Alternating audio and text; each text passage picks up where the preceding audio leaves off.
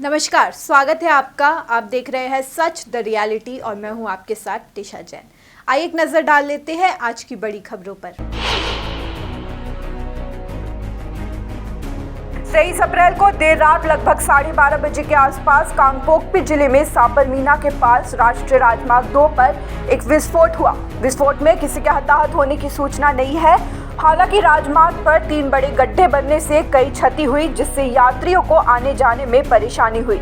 इस बीच हाईवे पर भारी वाहनों की आवाजाही पर प्रतिबंध लगा दिया गया है। दिल्ली शराब घोटाले को लेकर राउज एवेन्यू कोर्ट ने सीबीआई मामले में मनीष सिसोदिया की न्यायिक हिरासत 7 मई तक बढ़ा दी है। प्रधानमंत्री नरेंद्र मोदी ने कांग्रेस नेता सैम पित्रोदा के बयान पर बुधवार को पलटवार किया। उन्होंने कहा कि आप जो अपनी मेहनत से संपत्ति जुटाते हैं वो आपके बच्चों को नहीं मिलेगी। कांग्रेस का पंजा वो भी आपसे लूट लेगा। कांग्रेस का मंत्र है, कांग्रेस की लूट जिंदगी के साथ भी और जिंदगी के बाद भी। किशनगंज में एआईएमआईएम प्रत्याशी अख्तरुल इमान के पक्ष में प्रचार करने के दौरान असदुद्दीन ओवैसी ने पीएम मोदी को जमकर घेरा।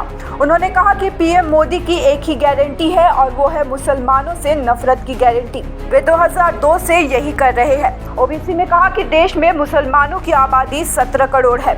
मुसलमान सबसे बड़ा अल्पसंख्यक समाज है और नरेंद्र मोदी 140 करोड़ जनता के प्रधानमंत्री है।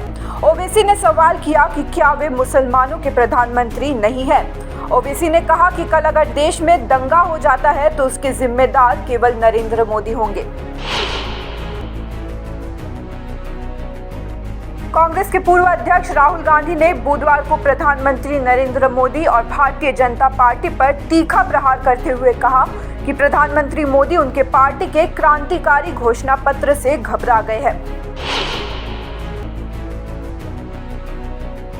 राष्ट्रीय पिछड़ा वर्ग आयोग ने जानकारी दी कि कर्नाटक में शिक्षण संस्थानों और नौकरियों में मुस्लिम समुदाय को आरक्षण मिल रहा है। आयोग ने यह भी जानकारी दी कि कर्नाटक के मुस्लिमों की सभी जातियों और समुदायों को सरकारी नौकरियों एवं शिक्षण संस्थानों में आरक्षण दिया जा रहा है।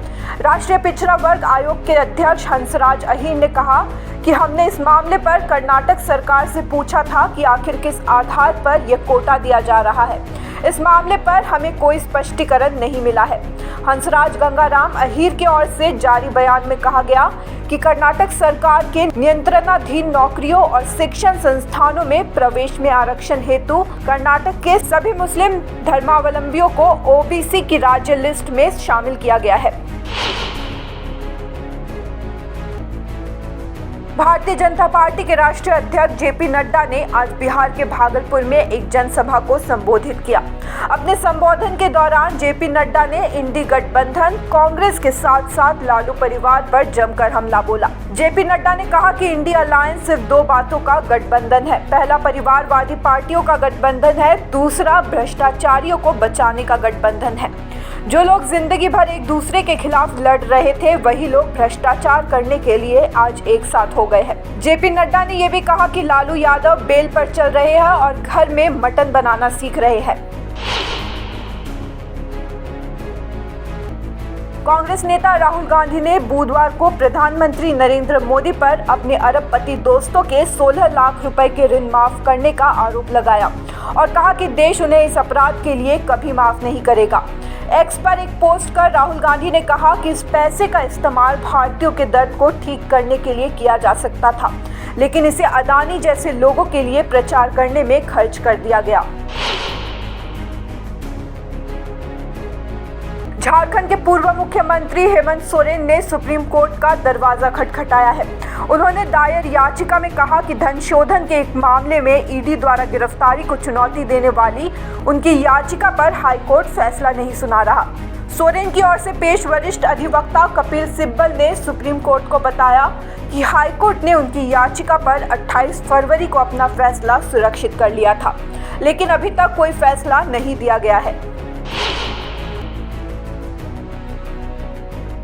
लोकसभा चुनाव से पहले अजित पवार की पत्नी सुनेत्रा पवार को बड़ी राहत मिली है। सुनेत्रा पवार को 25,000 करोड़ के बैंक घोटाले मामले में मुंबई पुलिस की आर्थिक अपराध शाखा ने क्लीन चिट दे दी है। सुनेत्रा पवार महाराष्ट्र की बारामती सीट से लोकसभा चुनाव लड़ रही है। इस सीट पर सुनेत्रा पवार का मुकाबला शरद पवार की बेटी और बारामती से एमपी सुप्रिया सुले से है। धन्यवाद। इसी तरह हम आप तक पहुंचाते रहेंगे देश और दुनिया की तमाम बड़ी खबरें। बने रहिए सच द रियलिटी के साथ।